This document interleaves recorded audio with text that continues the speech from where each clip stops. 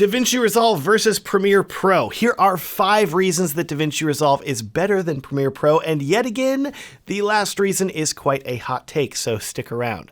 Reason number 1 that DaVinci Resolve is better than Premiere Pro is that it is going to give you the same consistent interface every time.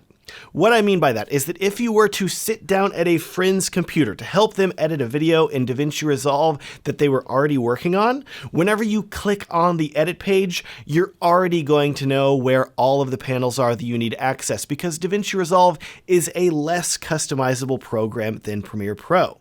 And I hear you getting ready to comment, Matt, last week you made a video all about why Premiere Pro is better than DaVinci Resolve, and one of the strengths of Premiere Pro was that you said that the interface is more customizable than Resolve.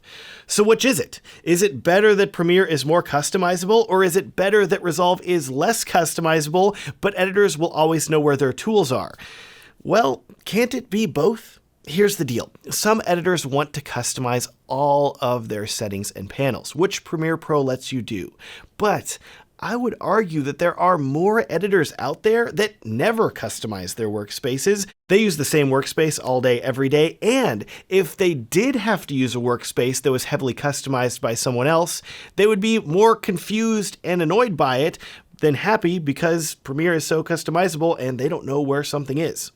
So in this case, I think that Blackmagic is catering to the majority of video editors. And by giving every editor the same interface, they're hoping that you'll be able to edit faster because you always know where everything is.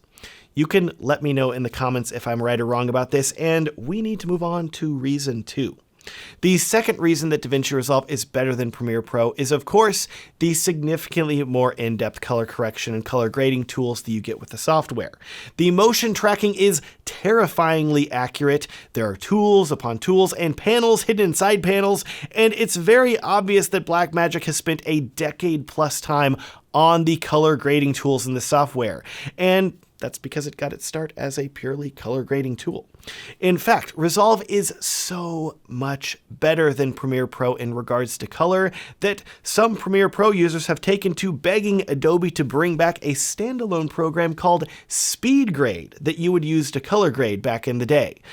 Now, I don't see Adobe doing that. That tool has been dead for a long time. Just like this reason we don't need to talk about it anymore, because it's just obvious, but I knew that I would get yelled about in the comments if I didn't mention the color grading tools being so much better in Resolve than Premiere Pro. Let's move on to reason 3. The third reason that Resolve is better than Premiere Pro is that it gives you all of the editing tools that you could ever need in one program. What I mean by that is that with Resolve, you have access to the cut page for fast editing, the edit page for in-depth editing, Fusion page for advanced graphics, and Fairlight for audio editing. It's all in one. And to access any of these pages, all you have to do is one simple click. In comparison, while Premiere Pro is a very capable video editor, if you want to do advanced graphics work, you are going to need to use After Effects, or if you want in-depth audio editing, you need to use Audition, both of which are completely separate programs to Premiere Pro. Now, Adobe has created a cool feature called Dynamic Link, which will enable you to essentially edit your video clips or audio in After Effects or Audition while they are still open in Premiere Pro, and any changes you make in these other programs will then automatically update in real time on your timeline. Or at least they will in theory, because in mine and many other video editors' experience, Dynamic Link can be quite buggy, especially once you start to throw some effects on it. And I'll put it this way. It's definitely not a 100% success rate every time you open up something with Dynamic Link. And it's enough that I usually tend to avoid it, and I will render out a clip and then send it to After Effects, for example, without using Dynamic Link at all. Don't get me wrong, if Dynamic Link was rock solid, it would be different. But in this situation, this is an area where DaVinci Resolve is significantly stronger, because with the Fusion and Fairlight pages, it's essentially like Resolve has After Effects and Audition built into the same program. There's no need for something like Dynamic Link, because all of these pages are editing the exact same timeline, which makes things simpler and less chances for bugs to appear. Speaking of simpler and easier, let's talk about reason 4 that Resolve is better than Premiere Pro. And this is a smaller reason, but I think you are still totally going to agree with me. The fourth reason is all of the little tweaks and changes that Resolve has made to make editing faster and more enjoyable, and in a word, satisfying. Let me put it this way. If you open up Premiere and Resolve next to each other and you start editing a video, the interface is honestly pretty similar. You have a preview window, you have a timeline, you have a place to store your media. It's not like you're having to learn the magnetic timeline or something like that with Final Cut. Ugh, Final Cut. But there are still subtle differences that, in my opinion, Resolve has nailed to make editing better. Let's say that you want to add a fade to the beginning or end of a video clip. With Premiere Pro, you can go up to your effects panel and select Film Dissolve and then drag that down to your clip, or you can use a keyboard shortcut. But with Resolve, they also give you the option of clicking one of the half oval shaped handles at the top right or left corners of any video clip. And if you drag that to the left or right, that's going to add a fade to your video clip. It's also going to add this really nice black triangle to your clip, showing you how long the fade is going to last in a pretty slope. It just goes back to that word I was saying, satisfying. It's more fun to use these features in Resolve, in my opinion. Now, all that said, last but not least, I told you I had a hot take for the end of this video, and I know you're probably thinking, oh, I know where he's going to go. He's going to talk about the price and how Resolve is dramatically cheaper because you just buy it one time instead of paying for a subscription or something like that. But come on, that's low-hanging fruit. That's too easy, and I promised you a hot take. So here you go. Reason number 5, and this is also the biggest reason that many filmmakers are switching to Resolve, and that is that you get a smoother interface with the program that feels less buggy overall. In short, if you click on something, Resolve does it very quickly and there isn't any lag.